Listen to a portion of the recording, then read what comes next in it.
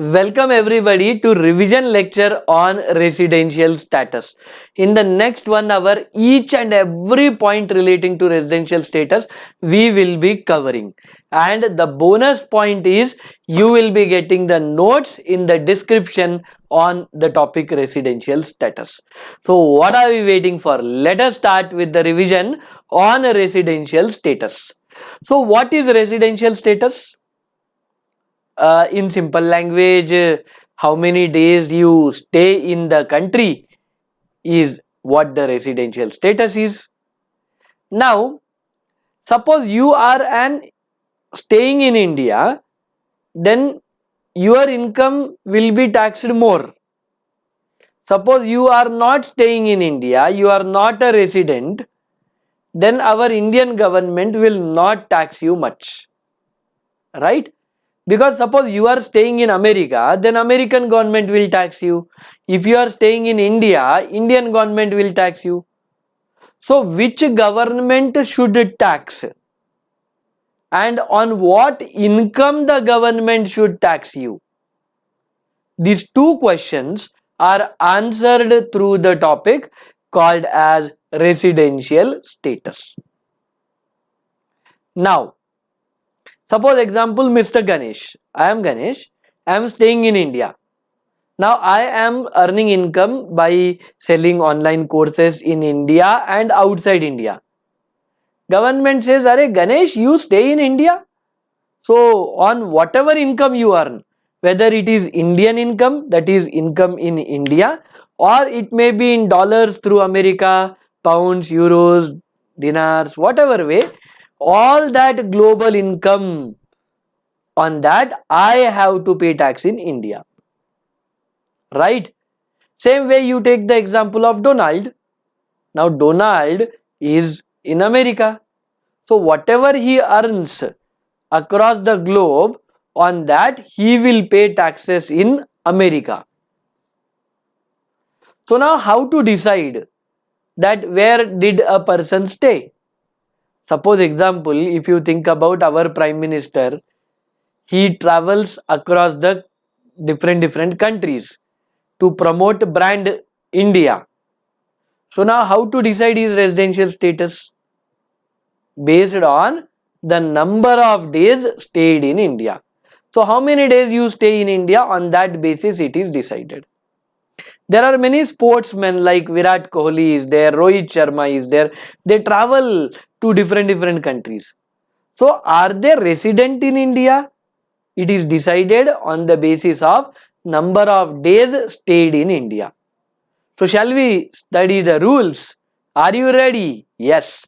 So first thing, residential status of individual we are going to revise. Now what they say? They simply said that there are two basic conditions. What are they? Come on, remember, there are two basic conditions. If you satisfy any one of the basic condition, you are a resident in the country, that is our country India. If you fail both the basic conditions, then you are a non-resident, right? Simple. If you satisfy any one of the basic conditions, you are a resident. If you fail both the basic conditions, then you are a non-resident. Clear? Now what are the basic conditions? First basic condition, you should stay in India for 182 days or more. What I said, 182 days or more in the previous year.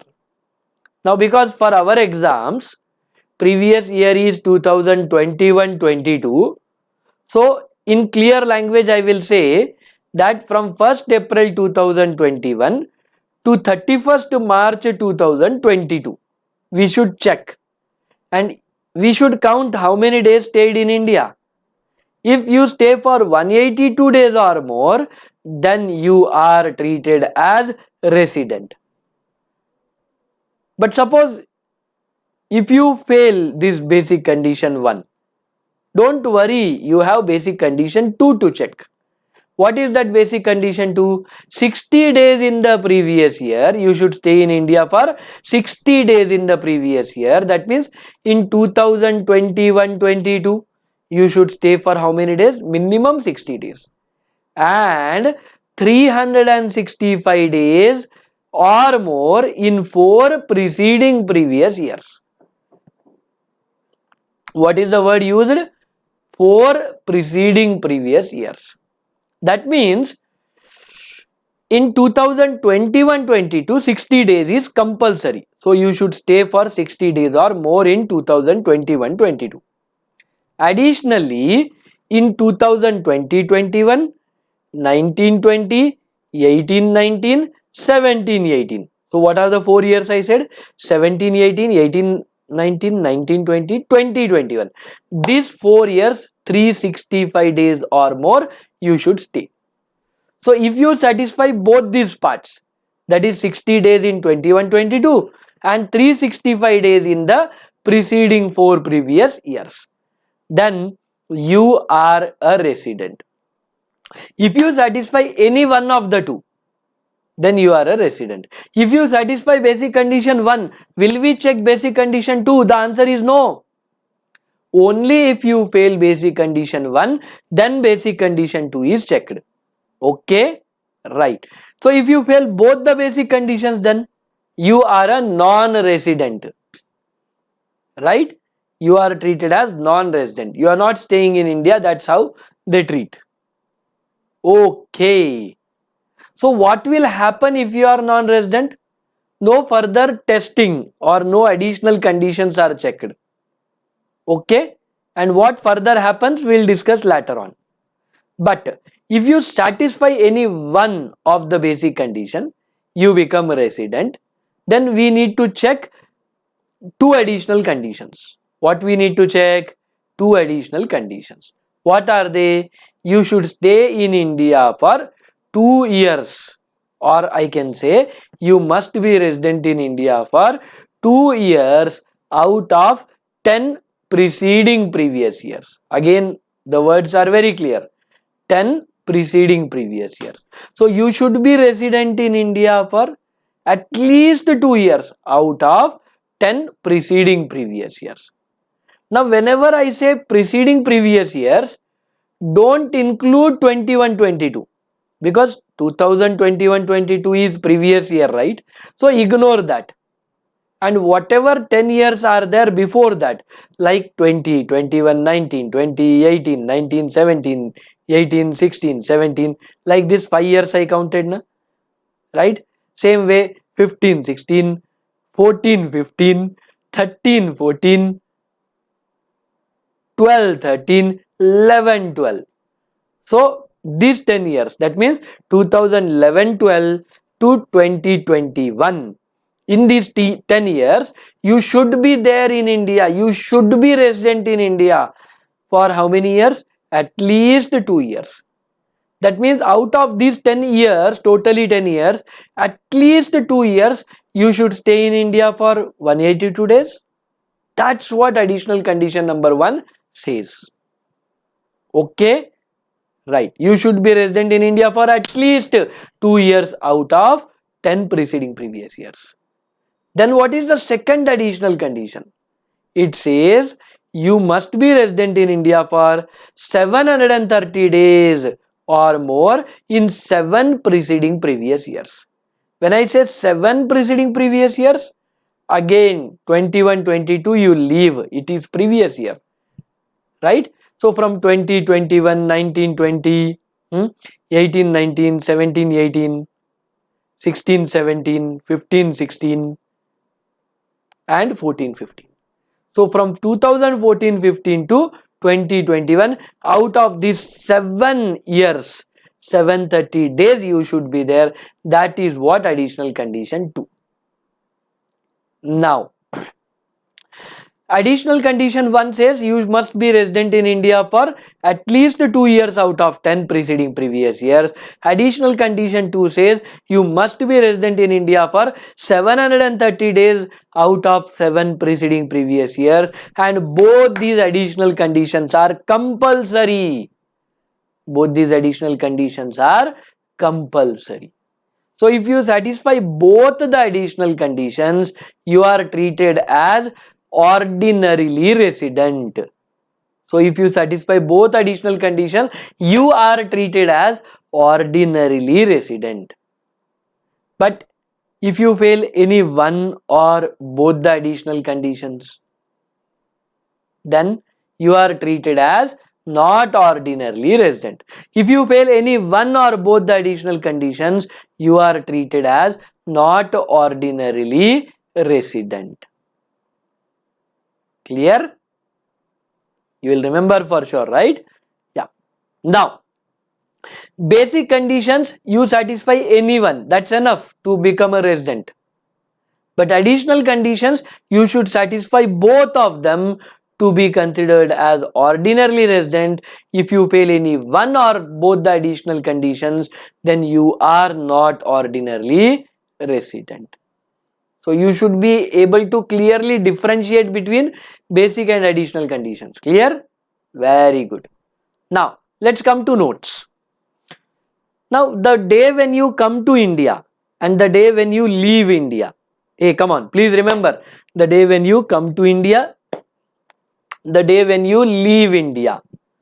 Both the days are considered to be stay in India. Suppose in your problems they will tell you that he went to Australia, came back to India, went to America, came back to India. Like that they will give lot of data. The day when he came to India, he is staying in India. From that date it counts. That stay in India.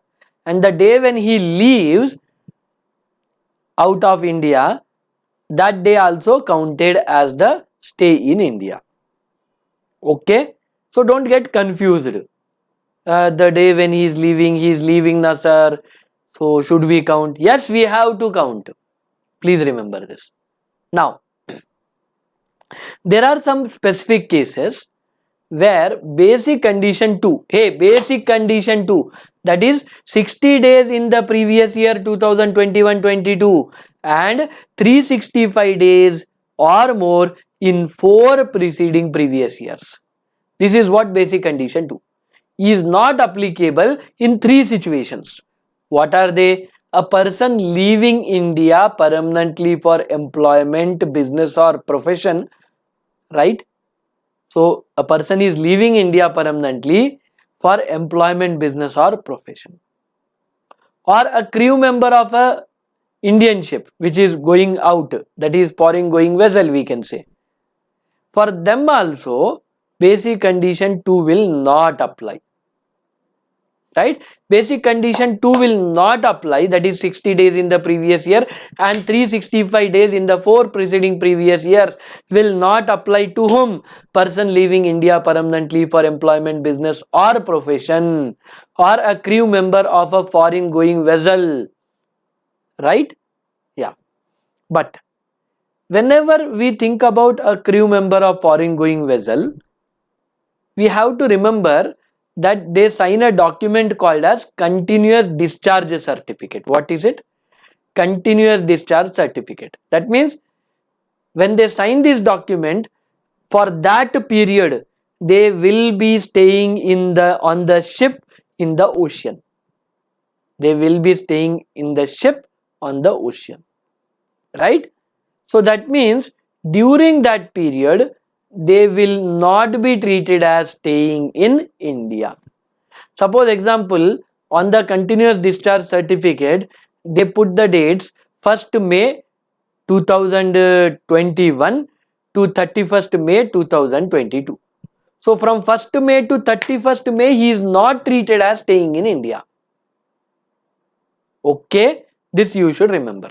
So we discussed that basic condition 2, that is 60 days in the previous year and 365 days in 4 immediately preceding previous year, this condition will not be applicable to person leaving India permanently for employment or business or profession or a crew member of a foreign going vessel.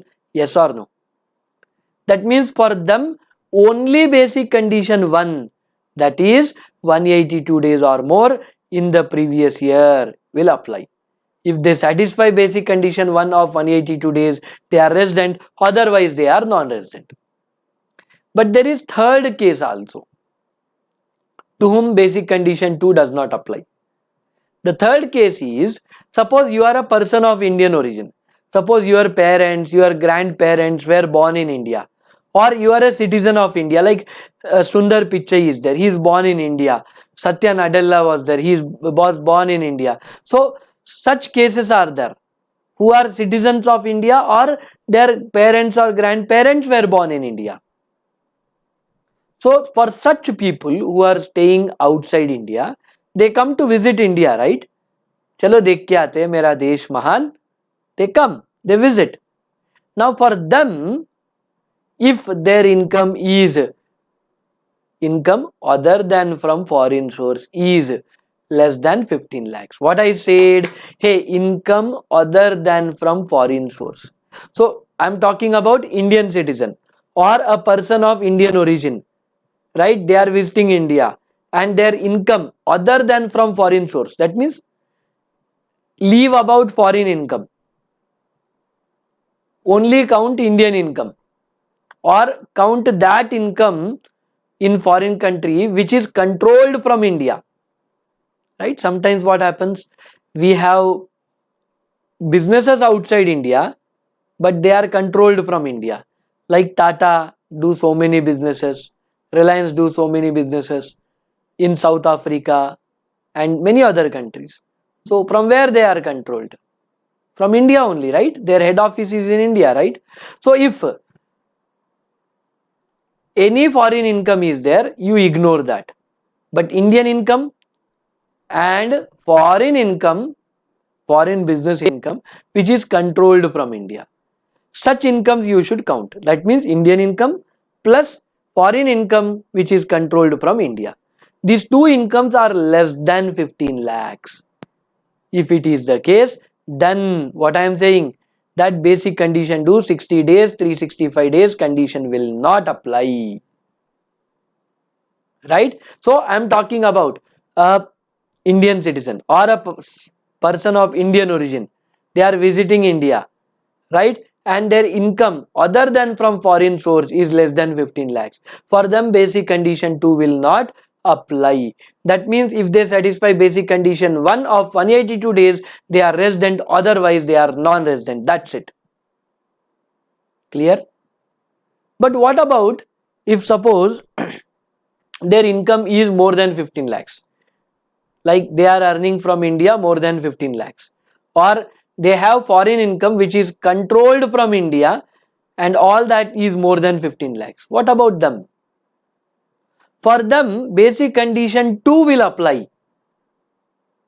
That means for them, basic condition 1 will apply as usual, like all others. That is 182 days will apply, and they can also follow the basic condition 2. Now what is basic condition 2? 60 days in the previous year and 365 days in 4 preceding previous years. This basic condition 2 will be applicable if he is an Indian citizen or a person of Indian origin, but income other than from foreign source is more than 15 lakhs. But the basic condition 2 will apply, but that 60 will be replaced by 120. 60 will be replaced by what? 120. 60 will be replaced by 120. That means for these people whose income other than from foreign source is more than 15 lakhs, they are Indian citizens or persons of Indian origin, they are visiting India. For them, they have to either satisfy basic condition 1, that is 182 days or more, they will be considered as resident, or they should satisfy basic condition 2, that is 120 days or more in the previous year 2020, 122 and 365 days in 4 preceding previous years. That's it. Okay. But for these people, we will not apply additional conditions. That 2 years he should be resident out of 10 preceding previous years, or he must stay in India for 730 days or more in 7 preceding previous years. These conditions, additional wala, we will not apply. We will directly treat them as not ordinarily resident.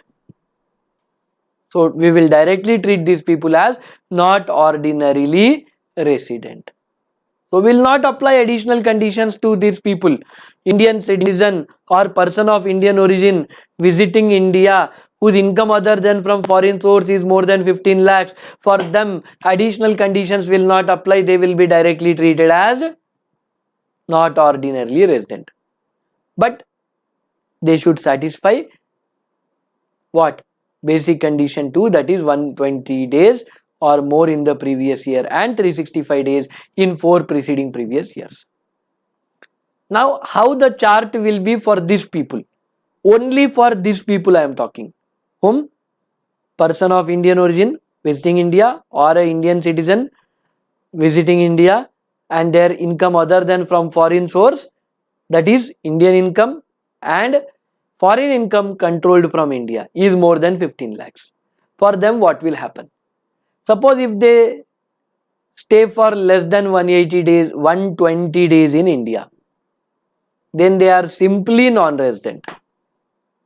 Okay? If they stay for less than 120 days in the previous year, 21-22, they are non-resident. That's it.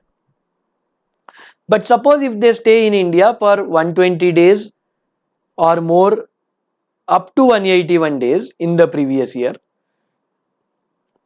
and stay for 365 days or more in 7 preceding previous years, their income is more than 15 lakhs other than from foreign source, then obviously they are treated as not ordinarily resident. That's it. Will not apply additional conditions. But if suppose they stay for more than 182 days or more, then obviously they became resident. Now when they became resident with normal conditions, we will give them a chance to check the additional conditions. If they satisfy both the additional conditions, that is 2 years out of 10 years, 10 preceding previous years, 730 days or more in 7 preceding previous years, if they satisfy, they are ordinarily resident. If they fail, then they are not ordinarily resident. But when I said additional conditions should be checked, if they satisfy basic condition 1, that is 182 days or more.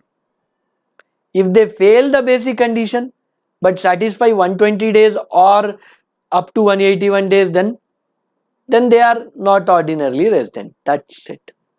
And if they even fail that, they stay for less than 120 days in the previous year, they are non-resident. That's it. But there is one more Bahubali section which is going to come, and that is section 6 subsection 1a. Suppose all these discussions whatever we did, treat that person as non-resident.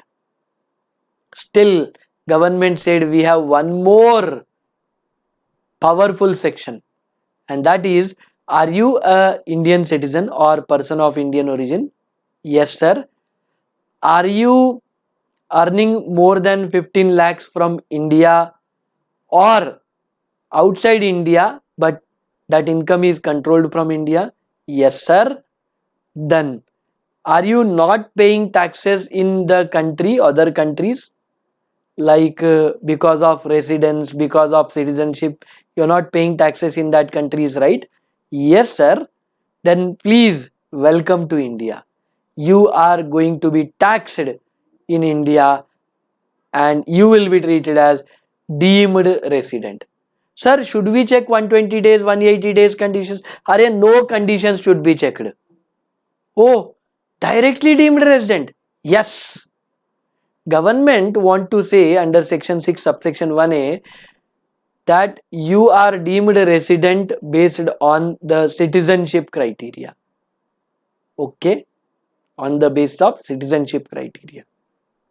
So government want to tax those people. Like I will tell you, there is one author called as Priya Kumar. She is a wonderful motivational speaker and a great author. And throughout the year, she travels more than 40-50 countries. Now she will not become a resident in any country for sure. And she may not be paying taxes in any country. In that case, Government of India says, hey Priya, are you Indian citizen? Yes. You are earning more than 15 lakhs from India? Yes. Or you are earning more than 15 lakhs because your businesses income are controlled from India, maybe foreign income but controlled from India, yes. You are not paying taxes in any other country, yes, then you are deemed to be resident. You will be treated as not ordinarily resident. You will be treated as what? Not ordinarily resident, and you have to pay tax in India. On which incomes? On the Indian income and foreign income, foreign business and professional income controlled from India. Foreign business and professional income controlled from India. The whole logic behind all this discussion what we did, government want to simply tax the foreign business and professional incomes controlled from India. That's it. Okay, so I feel you understood this logic. Let us continue with residential status of HUF. You know, residential status of HUF is very simple. If business is controlled from India fully or partly, if business is controlled from India fully or partly, you are a resident HUF. If business is controlled wholly outside India, controlled wholly from outside India, Hindu undivided family business is controlled wholly from outside India. The Karta is sitting outside and taking decisions for HUF business in India. If control and management is wholly outside India, then HUF is non-resident. But if control and management is wholly from India or partly from India, partly outside India, then HUF is a resident. Any doubts? No. But if HUF is resident, so what? Should we check additional conditions? The answer is yes. We have to ask Karta to furnish the details of stay, and we have to apply additional condition 1 and 2 of individuals. That means Karta should be resident in India for at least 2 years out of 10 preceding previous year, and second additional condition is 730 days or more he should stay in India for in the 7 preceding previous years. If he satisfies both the additional conditions, hey, here Karta should satisfy, not HUF. Okay, additional conditions are applied to Karta, not HUF. Okay, if both the additional conditions are satisfied, Karta HUF. If Karta satisfies both the additional conditions, then HUF is ordinarily resident. If he fails any one or both the additional conditions, then HUF is not ordinarily resident. Now come to company. Company, it is very simple. What they say, that if it is a company registered in India, like a company registered under the Companies Act 2013, or a company created by the Parliament of India or state legislature, like Life Insurance Corporation, Oil and Natural Gas Corporation, or a company registered under the Companies Act like Reliance Industries Limited, Tata Power, Tata Motors, these companies are resident in India. So no need to think more. If a company is registered in India, it is Indian company and it is a resident. That's it. But if a company is registered outside India, like Walmart is there, Amazon Inc. is there, Google is there, they are registered outside India. What about them? They are treated as foreign companies. If their place of effective management, I am only talking about foreign companies. Come on, remember, if their place of effective management is in India, then they are resident. If place of effective management is outside India, they are non-resident. So what I am talking about? I am talking about foreign companies. What I simply said, if their place of effective management, POEM, place of effective management, POEM, place of effective management is in India, then they are foreign companies are resident. Otherwise, they are non-resident. Now, how to decide? We'll study simply, like where the board of directors meetings happen, where the more than half the employees are, how much salaries are paid to Indian employees, is it more than half? So many criterias are there to decide whether place of effective management is in India. If yes, the foreign company is resident. If no, foreign company is non-resident. Next thing, other SSEs. Like example, partnership firms are there, limited liability partnership is there, like local authorities, their association is there, charitable trust is there, Osmania University is there, artificial juridical person. What about them? If control and management wholly in India, resident. Partly in India, partly outside India, still resident. And if it is wholly outside India, non-resident. So remember, if control and management wholly in India, partly outside India, resident. If it is wholly outside India, non-resident. That's it. Now you may be asking, sir, for companies and for other SSEs which we discussed just now, like partnership firm, local authority, you said resident, non-resident. That's it. Yes, the law also says that's it. So there is nothing called as ordinarily resident, not ordinarily resident for these SSEs. Only for individual and HUF, additional conditions are applicable to decide whether resident or not, ordinarily resident or not ordinarily resident. For company, partnership firm, LLP, local authority, AOP, BOI, only resident, non-resident. That's it. This ordinarily, not ordinarily does not apply. Okay, chalo, let's continue. Now let's understand that, okay, who is resident, who is ordinarily resident, who is not ordinarily resident, we understood just now. But which income should be taxed? Should Indian income be taxed or should foreign income be taxed? Shall we find answers now? Are you ready? Yes, with lot of enthusiasm. So first thing, let's discuss about individual and HUF. Now, Indian income. Indian income is taxable to all the three. Like, are you an ordinarily resident? Are you not ordinarily resident? Are you non-resident? In all the three cases, Indian income is taxable. I'll tell you what is Indian income, don't worry. Okay, Indian income is taxable in all the three cases. But if it is foreign income, I am always telling this, please remember. Is foreign income, that is foreign business or professional income, controlled from India? Is foreign business or professional income controlled from India?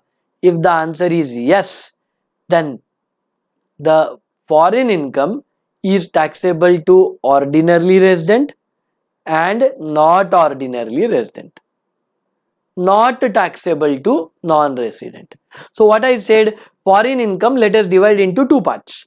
First, is foreign business and professional income controlled from India? If yes, then it is taxable to ordinarily resident, not ordinarily resident, but not taxable to non-resident. And all other foreign incomes are taxable only to ordinarily resident, are taxable to only ordinarily resident, taxable to only ordinarily resident. That means other foreign incomes are not taxed in case of not ordinarily resident and in case of non-resident. So other foreign income is taxable to whom? Ordinarily resident only. For not ordinarily resident, non-resident, not taxable. Okay, that's it. Now come to the next part.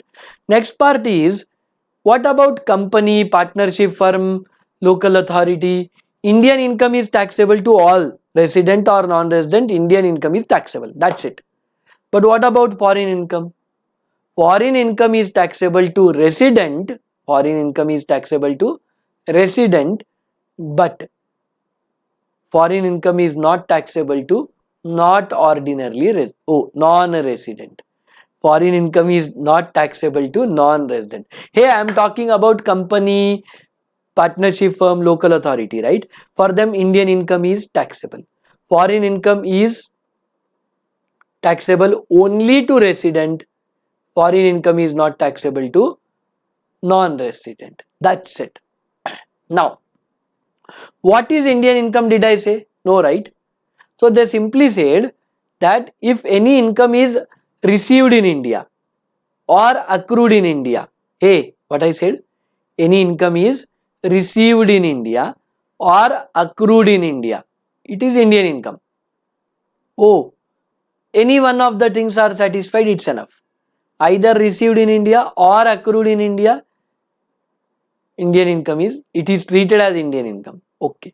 Suppose example, I am giving coaching from India, right? So for me, income is received in my bank account in India.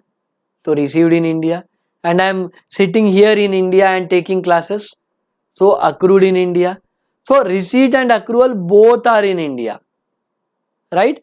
So my income is Indian income. But there are some sports stars, like when they play cricket matches in India and receive money in India, it is Indian income. Suppose they play cricket match in Australia and they receive the money in Indian bank account. So for them, the amount is received in India but accrued outside India, because they earned, they played, right, outside India, correct? So that's why this is also Indian income, because received in India but not accrued in India, Indian income. Suppose sometimes what happens, received and accrued both outside India. Suppose you gave foreign bank account and you earned income in foreign country, so received and accrued both outside India. So we call it as foreign income. So either receipt or accrual should be there, any one should be there to call it as Indian income. If both are outside India, foreign income. Okay, clear. Now come to receipt. What is receipt? Suppose example, you first received the money in Australia, then you transferred it to India. Can we say it is received in India? Practically we will say yes, it is received in India. But for income tax purpose, the answer is no. Income tax says receipt means first time receipt. Income tax क्या बोलता? Receipt means first time receipt. If it is received first time in Australia, so it is received in Australia. Suppose if it is received first time in India, then it is received in India. So you should understand, receipt is different, remittance is different. Now what is receipt? When you receive for the first time. What is remittance? After receiving, you transfer to many different places, or many different people also you may transfer the money to. So remittance is transfer after receipt. So remittance we will not consider here. First receipt only we will consider it as receipt. Now you may receive income in cash or kind, nothing wrong with it, right? Cash anyhow you know. If you receive in your bank account also, it is cash. Okay, never say that cash means I should receive in cash only. If you receive in your bank account also, cash. Kind, suppose you won a lottery where you won a gift voucher, you won a car, right, you won a foreign tour, that is income received in kind. Okay, right. Next thing, accrual is earning. Like when I am working here and earning income, income is accrued in India for me. Wherever you work, that is the place of accrual. Simple, right? Clear. Now, you understood what is Indian income, what is foreign income, what is receipt, what is, yeah. Now, Indian government also introduced certain more words like deemed to receive in India. Section 7 actually talks about deemed to be received in India. These are only 3 points, very simple, remember like this. First thing, there is a law called as Employees Provident Fund and Miscellaneous Provisions Act 1952. What is the law's name? Employees Provident Fund and Miscellaneous Provisions Act 1952. Suppose example, you receive employer's contribution more than 12% of salary, or you receive an interest in the employees provident fund more than 9.5%. Now this money you will be getting in the Indian bank account only. You may have worked outside India, no problem, but this will be accrued in the EPF account maintained by the government of India through the Central Board of Trustees. So that's why, because you are receiving the money, you are earning the income because of the Indian law, that is Employees Provident Fund and Miscellaneous Provisions Act 1952, and because employer contributed more than 12%, that extra is taxable. Even though you did not receive, like interest more than 9.5%, I said, even though you did not receive, it is accruing to your EPF account. You did not receive it, but still it is deemed to be received. Still it is deemed to be received. Now whether you are working in India or outside India doesn't matter. Is it accrued? Is it more than 12%? Employer's contribution more than 12%. Interest on the balance is more than 9.5%. If yes, it is taxable. Now whether you actually received doesn't matter. You generally don't receive, because this EPF amount is given only at the time of retirement or in some special circumstances. So you did not receive now. It is just accrued, added to your account, your EPF account. So you will say not received, so how can you tax? Government said, sorry boss, it is deemed to accrue as per section 7. Second point. When there is a section called as 80CCD. What is the section? Section 80CCD. What is the section? 80CCD. In that there is a scheme mentioned called as new pension scheme. There is a scheme mentioned called as new pension scheme. Their employer-employee both contribute. Right? Employer also contribute, employee also contribute. So if employer contributes more than 10% of your salary, that is taxable. Now you did not receive the money, still deemed to be received, and it is taxable. Employer's contribution more than 10% of salary, even though you did not receive, it is just accruing to your NPS balance, still it is your income, even though you actually did not receive. And the third case is when some fund is there, like provident fund is there, which is not recognized by the government. So we call it as unrecognized provident fund. So whatever balance is there to that unrecognized provident fund, if it is transferred to recognized provident fund, the balance of unrecognized provident fund is transferred to what? Recognized provident fund. Did you receive the money? No. But still it is accruing to your EPF account. So that's why deemed to be received. Clear? So what is section 7 deemed to be received? Employer's contribution to provident fund more than 12%, interest on the accumulated balance to provident fund more than 9.5%. Any contribution by employer more than 10% to new pension scheme under section 80CCD, and transferred balance from URPF unrecognized provident fund to recognized provident fund. These are actually not received by employee but deemed to be received and taxable. Come to section 9. Here not only deemed to receive, we completed it, but now deemed to accrue. That means, is it accrued in India? Is it earned in India? The answer is no. But still government says, we will deem that you earned in India. Deemed to accrue in India. What are that? Section 9 has so many cases, we'll discuss.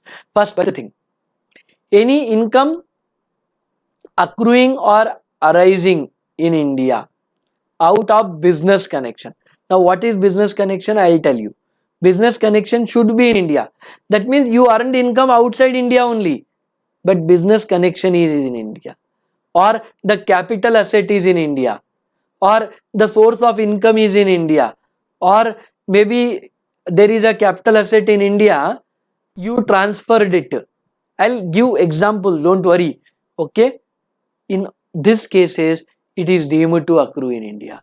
Or maybe you have rendered services in India, or maybe you are a government employee working for Indian embassy outside India and government is paying salary to you, or you may be receiving dividend from Indian company. In all these cases, income is deemed to accrue or arise in India. So again I'll repeat for you to remember. Hey, come on, remember with me when we are revising. First thing, what I said, income accrue or arise in India due to business connection or a capital asset, property or source of income situated in India, or capital asset in India transferred, or services rendered in India, or services rendered outside India by government employees and they are receiving salary outside India, or dividend received from Indian company outside India. All these are deemed to accrue or arise in India. Now we'll discuss about all these in detail, don't worry, but let's come to the next chart. Royalty, interest and fees for technical services. Now suppose example, I have given loan to Chagan Lal. So what I'll get? I'll get interest, correct? Suppose example, I have published a book with Taxman Publications. So Taxman Publications will pay me royalty on the sales of the books. Suppose example, I am using some software, antivirus software. So, or I have taken some technical consultancy from foreign country. Then whatever I am paying is fees for technical services. So how to tax these things? Suppose example, if any interest or royalty or fees for technical services, if they are received in India, do we actually need to think about? No, because it is Indian income received in India. So why we are applying this deeming section in the earlier provisions and these provisions? Because they are actually received outside India and also accrued outside India. That's why deeming provisions are applied. Okay. Suppose let's understand. About resident, let us discuss first. Now, if suppose resident has taken loan from foreign country and paying interest outside India, or we are publishing a book in India and we have to pay royalty to a person who is outside India. Like example, a foreign author is there from UK and he wrote a book for Indian publication house and Indian publication house is paying to them. Or suppose from Microsoft we received some technical services. So we have to pay to Microsoft. Now in all these three examples which I said, the receipt is outside India, correct? Because non-resident is receiving. Second thing, they are rendering services from outside India. So actually to say the income is earned outside India.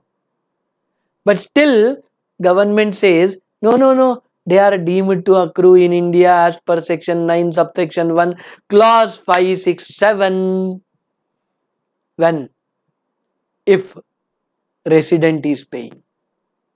Suppose resident is paying interest outside India, it is deemed to accrue in India.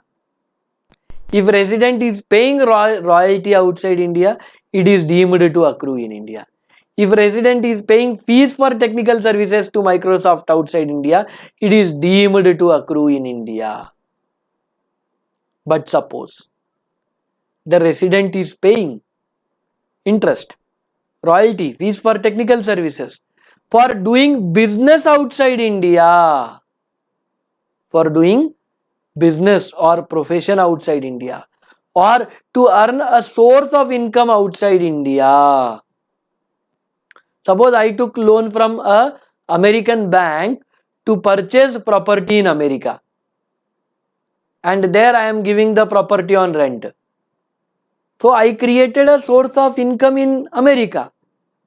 So in this case, whatever interest I paid is not accrued in India.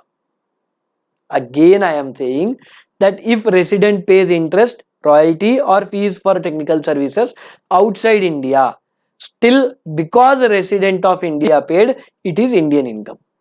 But if the payments are for business, profession or source of income outside India, like I purchased property outside India, or I am selling books outside India, or I am using that technical services outside India.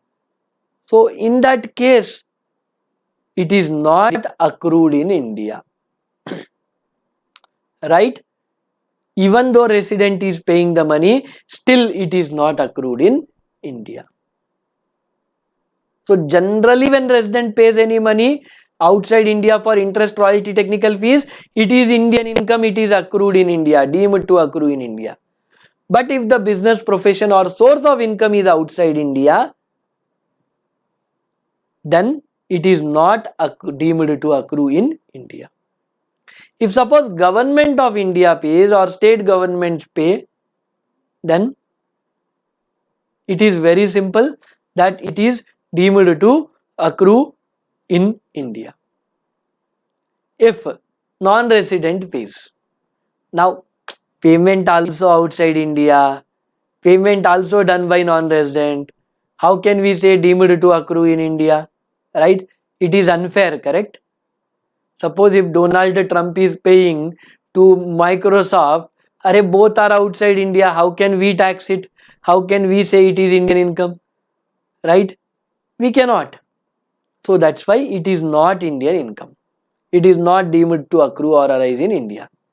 But if suppose Donald is paying to Microsoft for doing business in India or for profession in India, then the interest paid by non-resident outside India is Indian income if the money which is taken is for business or profession in India, right? Or suppose royalty or fees for technical services are paid outside India by non-resident, they are not deemed to accrue in India. But if it is for business, profession or source of income in India, then yes, it is deemed to accrue or arise in India. Now, whenever I spoke about non-resident, I spoke about interest separately, royalty and technical fees separately. When interest is paid by non-resident outside India, but for business and profession in India, only I said business and profession, then it is deemed to accrue or arise in India. That means if it is interest paid outside India for source of income in India, not business, not profession, only source, then it will not deem to accrue. So interest paid outside India by non-resident for business and profession in India, deemed to accrue. Source of income in India, not deemed to accrue. But suppose if it is royalty or fees for technical services paid outside India by non-resident, but for business, profession or source, all the three are okay here, then it is deemed to accrue or arise in India. Clear? No doubt should be there. Now, when I started, I said that business connection. Suppose example, a non-resident is there. Now, he has to complete some contracts here. Like I will tell you, there is bodies like ACCA is there, like USCMA body is there, right? They are all outside India, correct? Now what they do, they enter into franchisee contracts with Indian coaching centers or Indian colleges. So what they did, they do lot of business in India by appointing some agents in India, whole soul agents in India, to conclude contracts in India, and that agent wholly works, right, for concluding contracts for USCMA, concluding contracts for ACCA in India. So if this is the case, then we can say that business connection is established. Or the agent in India plays a primary role, significant role to conclude the contracts. Like example, the agent in India who is the agent of ACCA body, he goes to colleges, talks, primary talks are concluded, most of the things are completed, and then from foreign the executives talk, and then finally contract formalities are completed by the Indian agent. So we can say that Indian agent plays significant role in concluding the contracts, correct? So if he plays significant role in concluding the contract, or he is the whole sole agent in India to conclude contracts for the non-resident, then business connection is established for the non-resident. Non-resident cannot say, and I am sitting outside India. No. So how can you say it is Indian income? Because business connection is there. Like that we have to give answer. Okay. Now, so contracts may be concluded. Now, non-resident will conclude contracts through the resident, through the agent in India, for what? For selling some goods, for providing some services, or some properties are owned by the non-resident. He has to give rent, the properties on rent. So any of such things can happen, right? But non-resident should act through resident. If he directly acts, then obviously he is earning income from India directly. But if he is acting through agent also, still business connection is established. Suppose example, the agent in India maintains stocks for the non-resident. Stock means I am telling raw materials, finished goods and all. Okay. Or suppose the agent in India maintains stocks, or agent in India concludes, takes the orders, procures the orders. Like non-resident has to supply some garments, some gadgets to India. So how to get the orders? The agent will get the orders and the non-resident will supply. So if this happens, then we should understand that business connection is established. Then we should understand that business connection is established. Now, sometimes what happens, I'll tell you, that the non-resident is there. Now, suppose non-resident is Jim, and resident in India who is the agent is, suppose, Harsh. Now, Jim concludes contracts in India through Harsh. So, we can say Harsh is the agent of Jim. Business connection established. Now, Harsh also concluded some contracts for, suppose, Harry. Okay. Harsh also concluded some contracts for Harry. So, can we say that business connection is established for Harry also? The answer is no. Because Harsh is not the whole sole agent of Harry. So that's why business connection is not established. But if suppose Harry is connected with Jim, or suppose Jim controls Harry's business, or Harry controls Jim's business, or Jim and Harry's business are controlled by Hillary. So Hillary controls Jim and Harry's business. In that case, business connection is established for Harry also.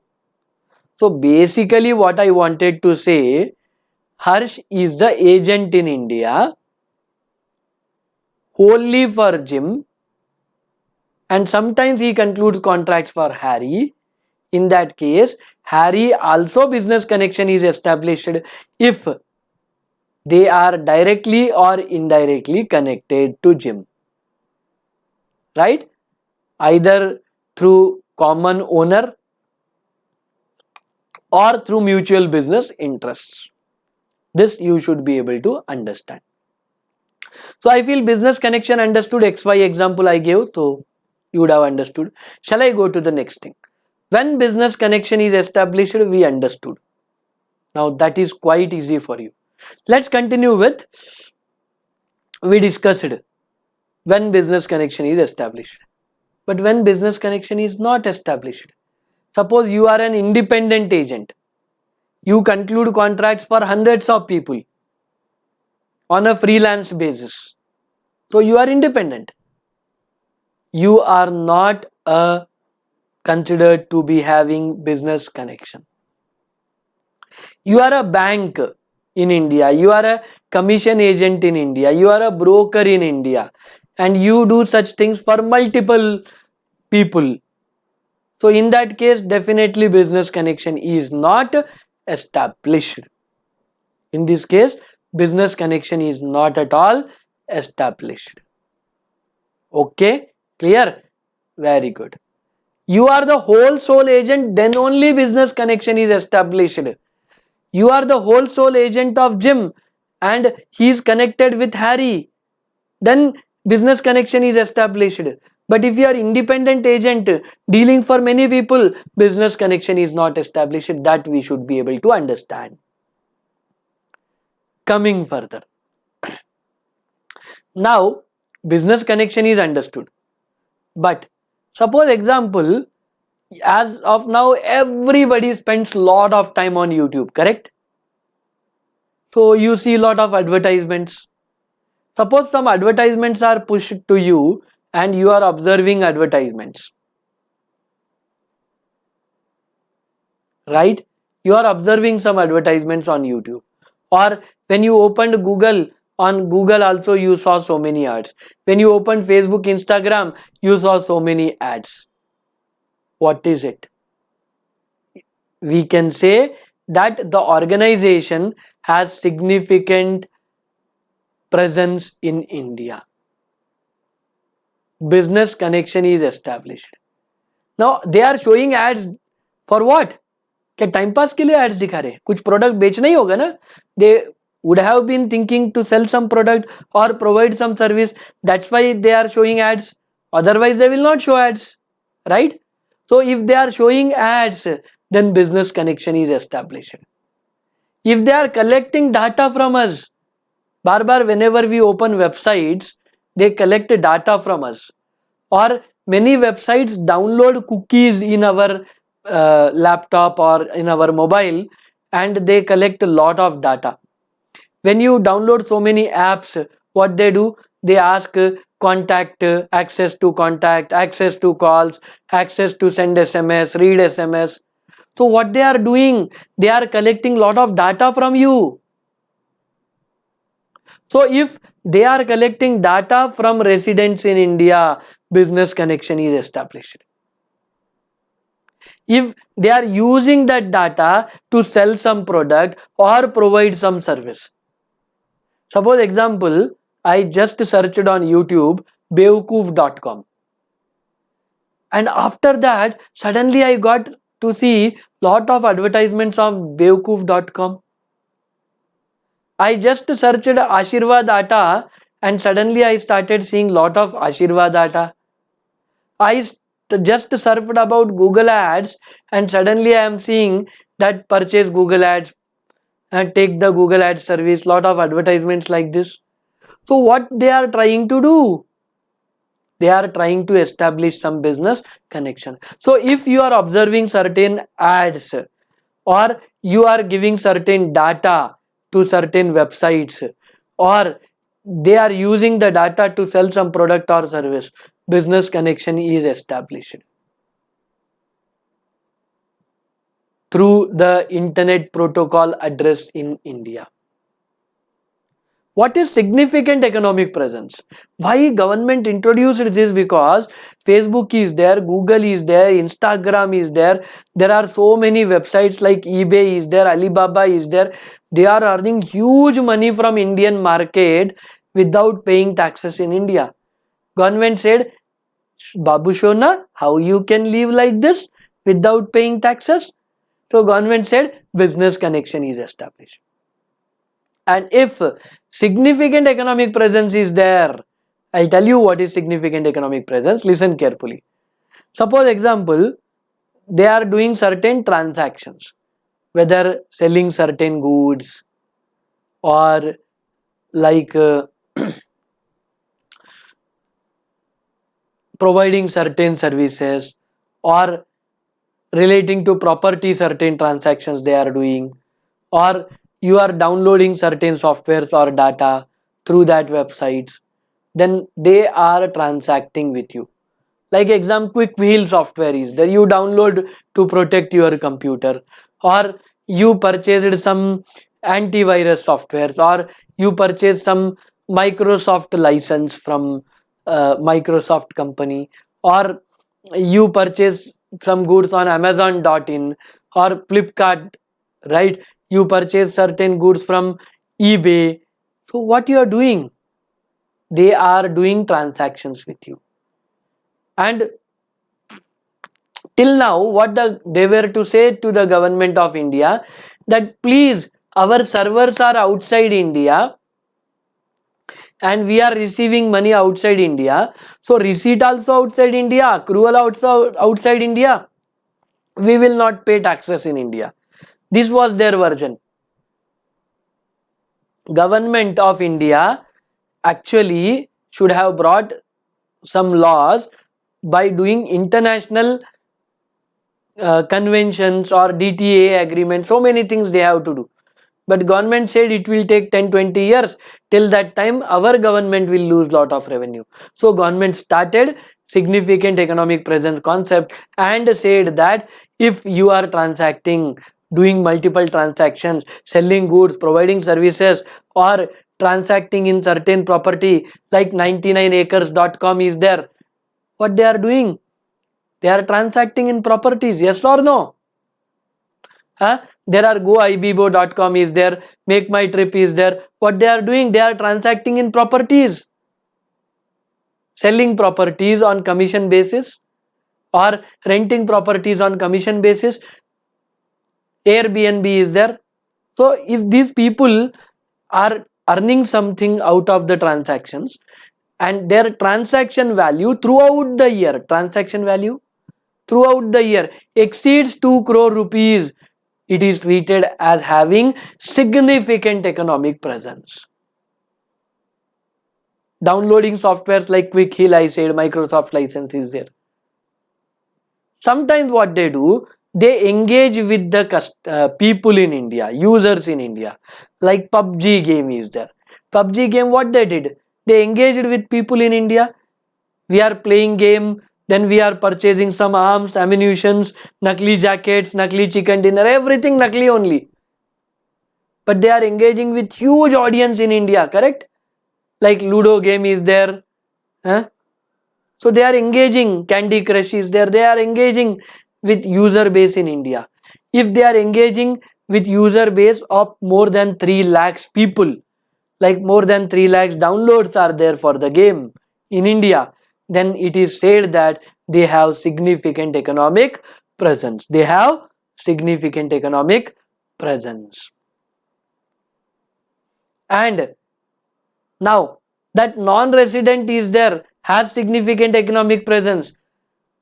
Even though the agreement may be outside India, even though the services may be rendered from outside India or within India, still whatever they are earning, they are considered to be Indian income, having business connection. So if you have significant economic presence in India, it is have deemed to have business connection in India, it is Indian income. Now suppose PUBG is there. Now they have more than 3 lakhs downloads. So the whole PUBG's income is Indian income? No. Whatever PUBG's income pertains to Indian audience base, that is treated as Indian income. So Indian government is fair enough. Like Amazon.com is there. We give lot of orders on Amazon.com. So the global income of Amazon is not Indian income. But whatever they earned from India is Indian income. That is what they wanted to convey. Now what is not significant, what is not business connection? Suppose example, there are some news agencies like Reuters is there. Like Reuters is there, BBC is there. They collect news and views from India. Surveymonkey.com, they collect news and views from India. Mostly this BBC, Reuters have lot of anti-India propaganda. They not only work for collecting news, but to spread lot of rumors, and they work continuously for the downfall of our nation by misinformation, disinformation. So please be away from such type of newspapers, such type of news. If you want to read Panchajanya, Observer, wonderful news. Okay, anyhow, come back to the concept. So if news and views are collected in India, or if they are purchasing stock goods from India, or if they are doing shooting in India, like movie shooting and all, okay, Ramuji Film City, shooting ke liye aiye. So if they are doing such shootings in India, and all the directors of the company which is doing shooting in India, or all the partners of the firm which is doing shootings in India are non-residents. If this is the case, then it is not business connection. So if you are purchasing stock from India, collecting news and views from India, or I said you are doing shooting in India and totally all the directors, partners are outside India, non-resident only, and you are showcasing uncut diamonds in specified zones notified by the government of India. So it's just exhibition of uncut diamonds. No sales, nothing. In that case, business connection is not established. In this case, business connection is not at all established. So only 4 cases I said, please remember. First, purchasing goods from India. Second one, collecting news and views from India. Third, shooting in India. Right, movie shooting where all directors, partners are non-resident. And showcasing exhibitions of diamonds, uncut diamonds in specified notified areas. These are not considered to be business connection. And independent agent, obviously no business connection. That also we discussed.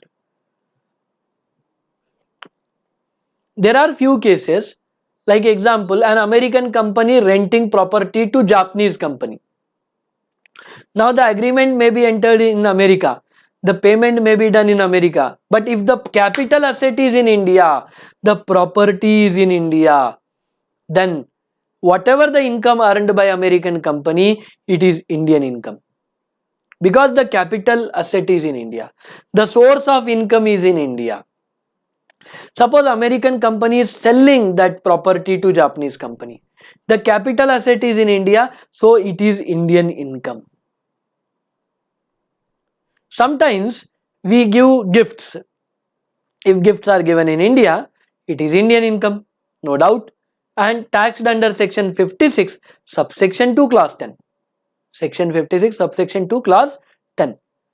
But suppose if gifts, cash gifts, only cash gifts I am talking about, are given by residents to non-residents. What I said? Cash gifts are given by residents to non-resident. It is also treated as Indian income and taxed.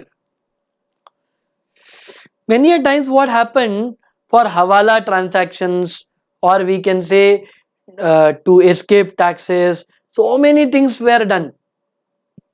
So government said no problem. If Who is receiving gift? Non-resident. Which gift? Cash gift. From whom? Resident. Then where it is taxed? Under section 56 subsection 2 clause 10 under the chapter other sources. But obviously we should remember that the value of gift, total gifts throughout the year should be more than 50,000 rupees, Indian rupees. Okay. If this is there, then we can say yes, it is taxable in India. Even though non-resident receives, even though it is received outside India, it is taxable in India. That's it. So with this, we understood the complete chapter of residential status. I tried to cover every aspect, whatever is required. Notes are given in the description, so you can download the notes, read. Share this video with all your friends. And yes, complete recorded lectures are also available with books, physical delivery to your doorsteps at gnceducare.com. So if somebody is looking for, or you are looking for classes, you can take up that also. All the best. We'll meet in the next lectures.